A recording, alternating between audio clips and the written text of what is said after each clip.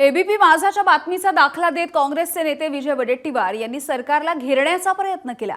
वर्ध्यामध्ये गाय आणि शेळी वाटपाचा घोटाळा झाल्याची बातमी एबीपी माझानं दिली होती आणि याच बातमीचा आधार घेत वडेट्टीवारांनी या घोटाळ्याच्या चौकशीची मागणी केली आहे। शेतकऱ्यांचं लाखो रुपयांचं नुकसान झाल्याचं सांगत शेतकऱ्यांना तात्काळ मदत करा अशी मागणी विजय वडेट्टीवार यांनी केली आहे।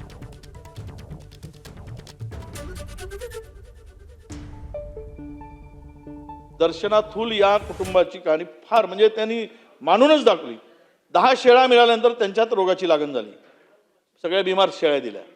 त्याचा परिणाम त्यांच्या स्वतःच्या गोठ्यातील इतर शेळ्या ज्या होत्या त्याच्यावरही झाला आणि एका मागोमाग एक 24 शेळ्या मेल्या, म्हणजे दिलेल्याही मेल्या आणि गोठ्यातल्याही मेल्या।